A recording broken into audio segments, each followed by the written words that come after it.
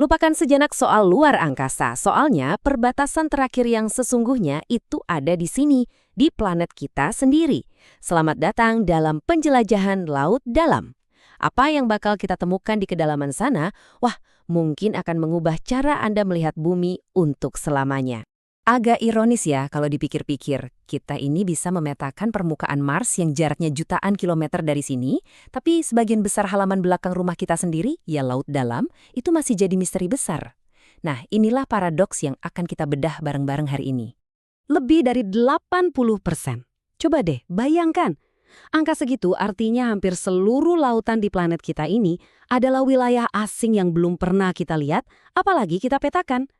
Ada dunia lain yang luar biasa luas di bawah sana, yang masih menunggu untuk ditemukan. Jadi, kenapa laut dalam ini bisa lebih asing daripada luar angkasa? Kedengarannya mustahil kan? Tapi, coba kita lihat perbandingannya. Gini, di satu sisi, kita punya peta bulan dan Mars dengan resolusi yang super tinggi. Kita tahu di mana kawahnya, di mana gunungnya. Nah, di sisi lain, dasar lautan kita sendiri itu masih kayak, ya area abu-abu raksasa di peta. Inilah ironi terbesar dari eksplorasi manusia. Terus, apa sih yang bikin laut dalam ini susah banget buat dijangkau? Ada 3 monster penjaganya ibaratnya. Pertama, kedalaman yang ekstrim. Kedua, tekanan yang bisa meremukan baja kayak kaleng soda. Dan ketiga, kegelapan total yang abadi yang nggak pernah tersentuh seberkas cahaya pun. Oke, sekarang coba kita bayangin bareng-bareng. Kita lagi mau menyelam nih.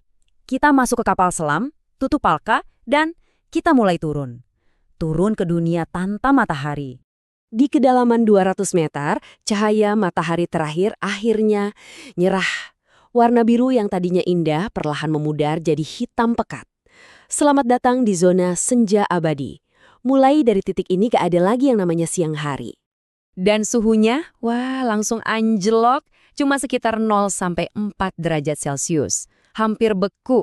Bayangin, dingin yang konstan dan menusuk tulang, tanpa ada harapan sedikit pun akan kehangatan matahari. Soal tekanannya, ini yang paling gila. Naik sampai ratusan kali lipat dibanding di permukaan. Coba deh bayangin, ada puluhan gajah lagi berdiri di atas ibu jari kamu.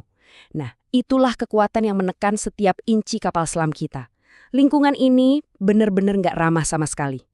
Tapi, justru di lingkungan yang brutal kayak gini, kehidupan itu nemuin caranya sendiri.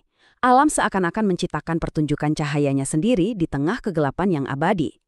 Para ilmuwan nemuin makhluk-makhluk yang kayaknya keluar langsung dari mimpi buruk atau film fiksi ilmiah. Ada ikan yang tubuhnya transparan sampai organ dalamnya kelihatan, ada cumi-cumi raksasa yang udah jadi legenda, dan ribuan spesies bercahaya yang berkelip-kelip kayak bintang di dalam kegelapan. Dan tahu nggak, banyak dari mereka bahkan belum sempat kita kasih nama. Nah, fenomena ajaib ini namanya bioluminesensi. Ini bukti nyata kalau gelap itu bukan berarti mati. Justru kehidupan di sana beradaptasi dengan menciptakan cahayanya sendiri. Entah itu untuk memikat mangsa, nakut-nakutin predator, atau buat komunikasi. Laut dalam itu ibarat kota metropolitan yang berkelip di tengah kegelapan. Oke, jadi ada dunia aneh di bawah sana, kita udah tahu. Tapi terus apa urusannya sama kita yang hidup nyaman di darat? Jawabannya mungkin bakal bikin Anda kaget. Ternyata, laut dalam itu adalah jantung tersembunyi yang memompa iklim di seluruh planet ini. Jadi, gini cara kerjanya. Laut dalam itu bertindak kayak spons raksasa yang menyerap panas berlebih dari atmosfer kita. Perubahan suhu sekecil apapun di sana bisa mengganggu arus laut global yang super besar itu. Dan waktu arus itu berubah, cuaca di tempat kita tinggal, mau itu badai atau kekeringan, juga ikut berubah.